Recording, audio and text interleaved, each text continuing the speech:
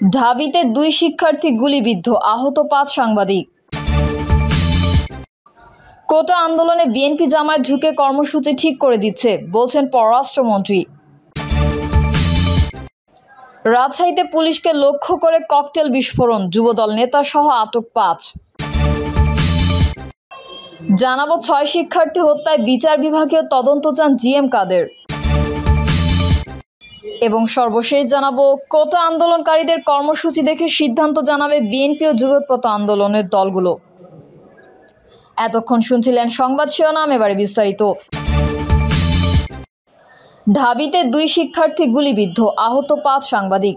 ঢাকা বিশ্ববিদ্যালয়ে কোটা বিরোধী আন্দোলনকারীদের লক্ষ্য করে টিয়ারশেল, রাবার বুলেট ও সাউন্ড গ্রেনেড ছুড়েছে পুলিশ। এতে অন্তত 2 শিক্ষার্থী গুলিবিদ্ধ ও অন্তত 5 সাংবাদিক আহত হয়েছেন। ঢাকা মেডিকেল কলেজ হাসপাতাল সূত্র জানিয়েছে, পুলিশের ছোড়া টিয়ারশেল, রাবার বুলেট ও সাউন্ড গ্রেনেড আহত হয়ে হাসপাতালের জরুরি বিভাগে চিকিৎসা নিতে এসেছেন অন্তত 5 সাংবাদিক। একই সঙ্গে গুলিবিদ্ধ হয়ে এসেছেন ঢাকা বিশ্ববিদ্যালয়ের 2 শিক্ষার্থী। আহত 2 শিক্ষার্থী হলেন আফসানা জুই ও আবদুল্লাহ হাসান মাসুদ। তারা জানান, গায়েবানা জানাজা শেষে তারা শান্তিপূর্ণভাবে কফিন মিছিল নিয়ে যাচ্ছিলেন। তখন তাদের লক্ষ্য করে 2 দিক থেকে পুলিশ টিয়ারশেল, রাবার বুলেট ও সাউন্ড গ্রেনেড ছোড়ে। আহত সাংবাদিকদের মধ্যে আছেন জনি রায়হান, আকরাম হোসেন, ইমরান হোসেন ও হুমায়ুন আহমেদ। এর আগে কোটা সংস্কারের দাবিতে আন্দোলনকারীরা কেন্দ্রীয় শহীদ মিনারে প্রথম দফায় ও দ্বিতীয় দফায় ভিসি চত্বরের সামনে গায়েবানা জানাজা পড়েন। এরপর তারা কফিন মিছিল নিয়ে ভিসি চত্বর থেকে টিএসসির দিকে রওনা দিলে পুলিশ তাদের লক্ষ্য করে টিয়ারশেল ও গ্রেনেড হামলা করে। কোটা আন্দোলনে বিএনপি জামায়াত ঢুকে কর্মসূচি ঠিক করে দিচ্ছে বলছেন পররাষ্ট্রমন্ত্রী। শিক্ষার্থীরা না বুঝেই কোটা বিরোধী আন্দোলন করছে বলে মন্তব্য করেছেন পররাষ্ট্রমন্ত্রী ও আওয়ামী লীগের যুগ্ম সাধারণ সম্পাদক ডক্টর হাসান মাহমুদ। তিনি বলেন, কোটা আন্দোলনে বিএনপি জামায়াত প্রবেশ করে কর্মসূচি ঠিক করে দিচ্ছে। পররাষ্ট্রমন্ত্রী বলেন, শিক্ষার্থীরা না বুঝেই কোটা বিরোধী আন্দোলন করছে। সরকারি চাকরিতে কোটা সরকার বাতিল করেছে। সরকার এটি বাতিল করেছে তাদের দাবির পরিপ্রেক্ষিতে, তাদের প্রতি সহানুভূতিশীল হয়ে। গত কয়েকটি বিসিএস পরীক্ষা কোটাবিহীন অনুষ্ঠিত হয়েছে। কোটার ভিত্তিতে নয়, সরকারি চাকরিতে অন্তর্ভুক্ত হয়েছে সম্পূর্ণ কোটাবিহীনভাবে। স্বাধীনতার পর থেকেই কোটা ছিল, স্বাধীনতার আগেও কোটা ছিল। ক্ষুদ্র নৃগোষ্ঠী, নারী ও জেলা কোটা ছিল। 1975 সালে বঙ্গবন্ধুকে হত্যার পরে মুক্তিযোদ্ধা কোটা ছিল না, যেটি আমাদের সরকার পুনর্বহাল করেছে। বিভিন্ন পর্যায়ের কোটা দেশ স্বাধীনের পর থেকে ছিল। যেহেতু কোটা সরকার বাতিল করেছিল, দেশের যে কোনো নাগরিক আদালতে যাওয়ার ক্ষমতা রাখে মন্তব্য করে হাসান মাহমুদ বলেন, সেই কারণে একজন ব্যক্তি হাইকোর্টে গিয়েছিলেন। হাইকোর্ট রায় দিয়েছিল, সরকার যে কোটা বাতিল করেছিল সেটি অবৈধ বলে রায় হয়। অর্থাৎ সরকারের বিরুদ্ধে হাইকোর্ট রায় দিয়েছে, কোটা পুনর্বহালের কথা বলেছেন। হাইকোর্ট রায় দিলে সরকারের বিরুদ্ধে, আবার আন্দোলন করছেন সরকারের বিরুদ্ধে। হাইকোর্টের এই রায় সুপ্রিম কোর্ট স্থগিত করে দিয়েছে জানিয়ে মন্ত্রী বলেন, অর্থাৎ সরকার যে কোটা হাইকোর্টের এই রায় সুপ্রিম কোর্ট স্থগিত করে দিয়েছে জানিয়ে মন্ত্রী বলেন, অর্থাৎ সরকার যে কোটা বাদ করে দিয়েছিল, হাইকোর্ট সেই রায় পুনর্বহাল করেছে। বর্তমানে সুপ্রিম কোর্টের রায় অনুযায়ী কোটা নেই। এটি জানার পরেও যারা আন্দোলন করছে, দুরভিসন্ধিজনকভাবে আন্দোলনের নেতৃত্ব দিচ্ছে, সাধারণ ছাত্রছাত্রীদের ভুল বুঝিয়ে সেখানে সম্পৃক্ত করছে। এরপর সেখানে বিএনপি জামায়াত ঢুকেছে। কোটা আন্দোলনে বিএনপি জামায়াত প্রবেশ করে কর্মসূচি ঠিক করে দিচ্ছে।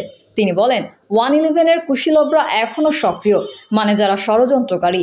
এটি মানুষ বোঝে, তারা নির্বাচনের আগে সক্রিয় ছিল। বিএনপি জামায়াতের সঙ্গে যুক্ত হয়ে দেশের নির্বাচন পণ্ড করার অপচেষ্টা চালিয়েছিল। পররাষ্ট্রমন্ত্রী বলেন, নির্বাচনের পরে সরকার যেন বিশ্ববাসীর কাছে গ্রহণযোগ্য না হয় সেই জন্য সক্রিয় ছিল।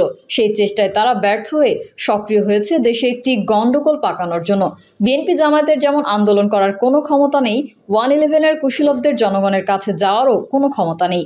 হাসান মাহমুদ বলেন, গতকাল সারা দেশে যে নৈরাজ্য হয়েছে এর প্রধান কারণ বিএনপি জামায়াতের সন্ত্রাসীরা। ঢাকা, চট্টগ্রাম, রংপুর সহ সারা দেশে তারা লাঠিসোঁটা, আগ্নেয়াস্ত্র নিয়ে নেমেছে। চট্টগ্রামের মানুষের রক কেটেছে। রক কাটা বাহিনী হচ্ছে শিবির। চট্টগ্রামের 6তলা ভবনের ছাদ থেকে ছাত্রলীগের কর্মীদের ফেলে দেওয়া হয়েছে। চট্টগ্রামে 3 জন নিহত হয়েছেন, এর মধ্যে একজন ছাত্রদল নেতা। ছাত্রদলের নেতা ওখানে গেল কেন? তাহলে ওরা ওখানে ঢুকেছে প্রমাণ হলো।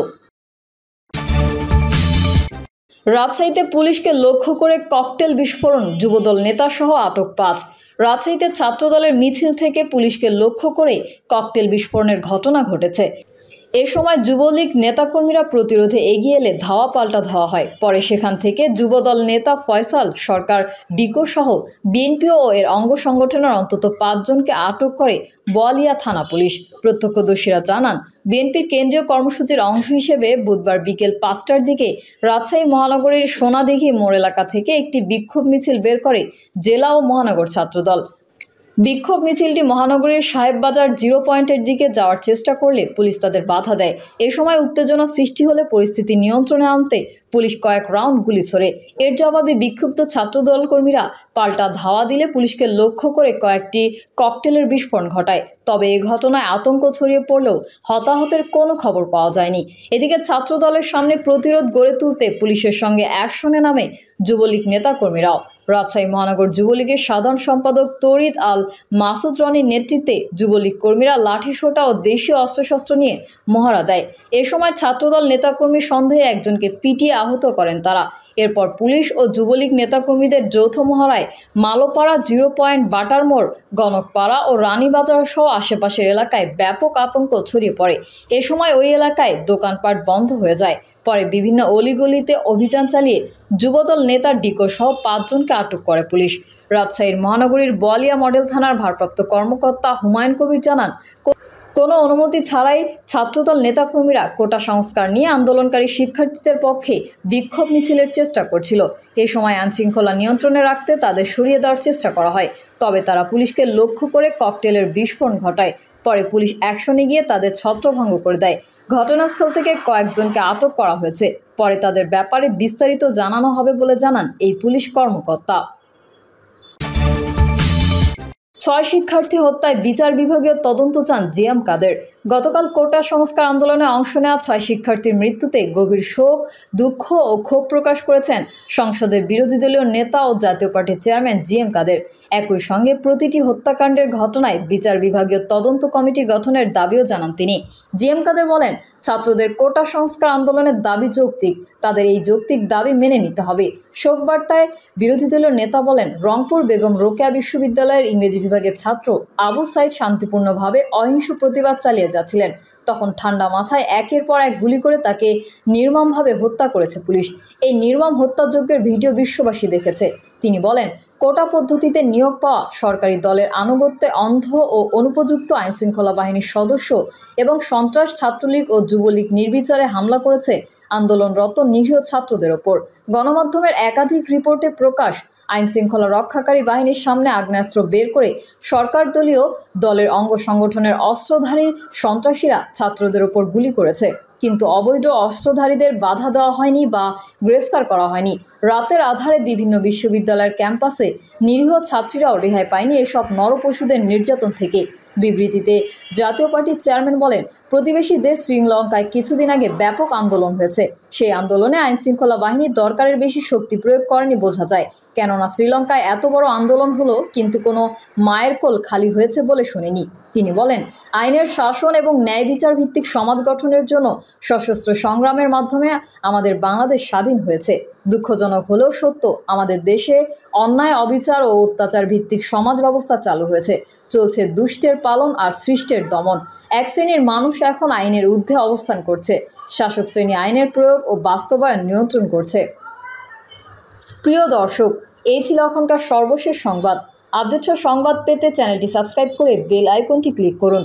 কমেন্টে আপনার মতামত জানিয়ে আমাদের সাথেই থাকুন। ধন্যবাদ সবাইকে। আল্লাহ হাফিজ।